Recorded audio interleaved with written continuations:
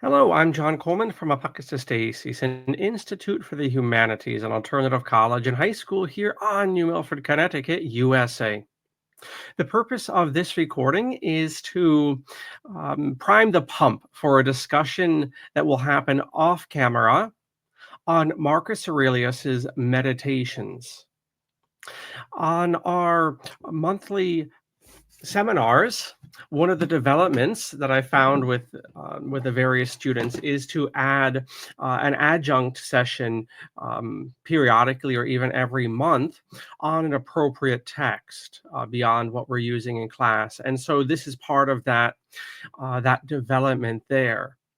However, this is one of our open events as well. So we're trying to cover a few bases. Unfortunately, I'm very tied up with time and have not this summer been able to plug either this worthy discussion or the I Ching chit chat in another course.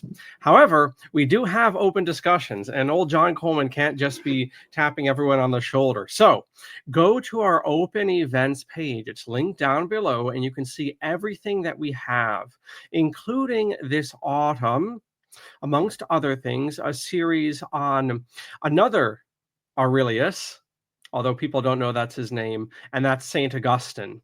Aurelius Augustinus. We're going to look at some of St. Augustine's writings, principally his essays on education and those smaller works, as opposed to the more well-known Confessions and Civitas Dei.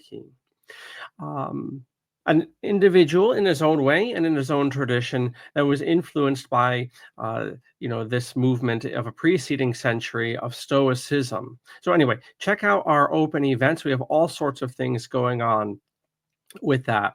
But without further ado, we just want to frame our time together this evening and to lay out a few points. If you're not able to join us for the chit chat afterwards, so why don't you do some sleuthing? You have a library card, go read the meditations. You can do it in a few hours.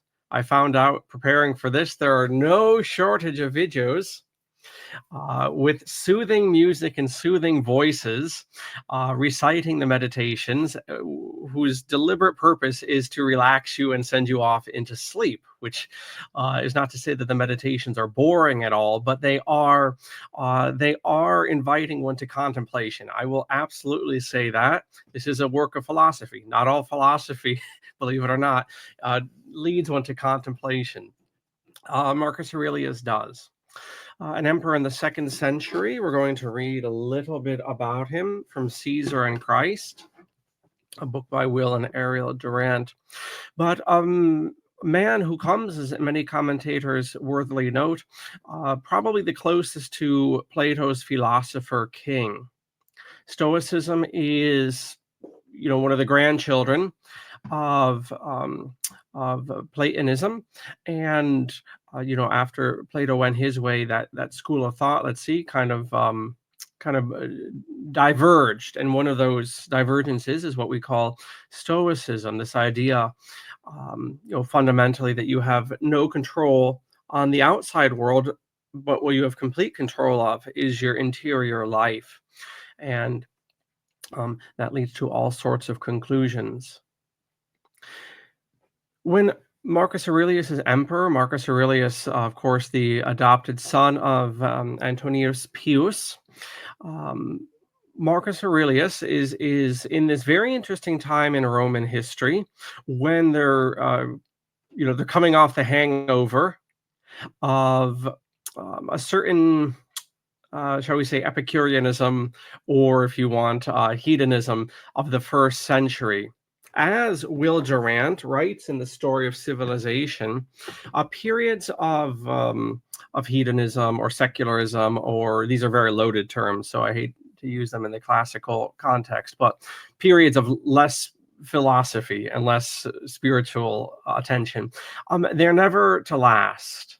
They're never to last. Such periods in history, like in Rome, are like a ball going in the air, right? A time of less religious observance is just a transition between one age and another. And that's what you see in the 1st century, leading to a revival of various philosophical schools and various Eastern religions. and so forth that come into the Roman Empire. But Marcus Aurelius is this man very much in the world, very, very much in the world, in a sense, the most important man of his day and place. And yet has this, I mean, this is what makes him remarkable. He has this, yes, this interior control and this, how do you say, this perspective of life, which is most rare for someone in his background. So we have all sorts of things to get into here in our coming chit chat, but I just wanted to end these introductory remarks with a few words from the book Caesar and Christ. And this is appropriately the section, chapter 19, the Philosopher Kings. And this section on Marcus Aurelius is indeed the Philosopher's Emperor. All right, 2 paragraphs, and then we'll bring the bird down for our private chit chat. 2 paragraphs. Perhaps a succession of domestic disappointments cooperated with political and military crises to aggravate his illness and make him old at 48. Aurelius's wife, Faustina, this is on page 430 if you have the easily accessible hardcover book.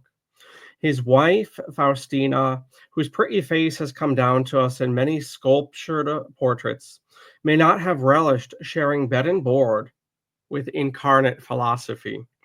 She was a lively creature who longed for a gayer life than his sober nature. It's a good characteristic or good characterization, the sober nature of Aurelius. The talk of the town assumed her infidelity. The mimes satirized him as a cuckold and even named his rivals. Like Antoninus with Faustina the mother, Marcus said nothing. Instead, he promoted the supposed paramours to high office, gave Faustina every sign of tenderness and respect, and had her deified when she died, and thanked the gods in his meditations for, quote, so obedient and affectionate a wife, unquote. No evidence exists upon which to condemn her. Of the 4 children that she gave him, and whom he loved with passion, still warm in his letters to Fronto, one girl died in childhood. The surviving daughter was saddened by Lucius's life and widowed by his death. Twin sons came in 161. One died at birth. The other was Commodus, made famous by the American film Gladiator. The scandalmongers called him a gladiator's gift to Faustina, and the boy. Okay, did you catch that? Right. So scandalmongers called Commodus a gladiator's gift to Marcus's wife, and he strove all his life long to confirm the tale. But he was a handsome and vigorous lad. Marcus forgivably doted on him, presented him to the legions in a manner symbolic of naming a successor, and engaged the best teachers in Rome to fit him for rule. The youth preferred to model cups, dancing, hunt, and fence. He developed an understandable aversion to books, scholars, and philosophers, but enjoyed the company of gladiators and athletes. Soon he surpassed all comrades in lying, cruelty, and coarse speech. Marcus was too good to be great enough to discipline him or renounce him. He kept on hoping that education and responsibility would sober him and make him grow into a king. The lonely emperor, emancipated, beard untended, eyes weary with anxiety and sleeplessness, turned back from his wife and son to the tasks of government and war. And then I'm just going to skip ahead here on the middle of page 431 and bring it to a close. Marcus wrote that little book of meditations by which the world chiefly remembers him. This glimpse of a frail and fallible saint, pondering the problems of morality and destiny whilst leading a great army in a conflict on which the fate of the empire turned, is one of the most intimate pictures that time has preserved of its great men. Pursuing the Samaritans, not from Israel, a tribe in Germany, by day, he could write with a sympathy of them at night. Quote, a spider, when it has caught a fly, thinks it has done a great deed. So does one who has run down a hare or who has captured Samaritans. Are they not all alike robbers? All right. So we have that, a man very much of the world, a man who would not be perturbed by his light going out, because I can't control that. I can only control my behavior towards it. But just one final point. In the 1960s, Will Durant was getting quite a bit of fame. So much so that he was asked to narrate parts, scanty parts of a Sword and Sandals film, which flopped, unfortunately, in the box office. And that was called The Fall of the Roman Empire. Will Durant narrates the opening and the closing of that. And that, a lot of money was spent on that film, but it did not make it back anything like what was spent. It was the market was very saturated by that point, and I think the very weekend it went to theaters, there were some other more notable blockbusters. So timing has a lot to do with how films, even the best of them, um, can be shelved very soon. There was like I think a three quarters or two-thirds model of the Roman Forum built for that. Like the main scent of the fall of the Roman Empire was quite massive and quite expensive. Anyway, I only bring up that film, which you can get online quite easily for free, The Fall of the Roman Empire. I only mention that because it is only after Marcus Aurelius that that film picks up.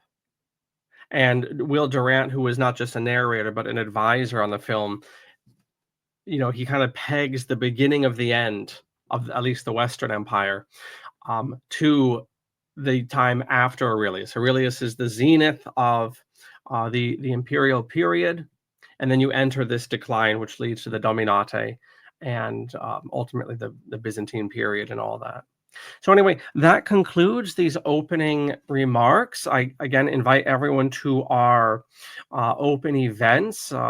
Check the link below. They'll be updated, especially for our fall series, including a part of that on St. Augustine's writings. So with that, thank you for watching. And now we'll kick it over to some off-camera chit-chat. Valete.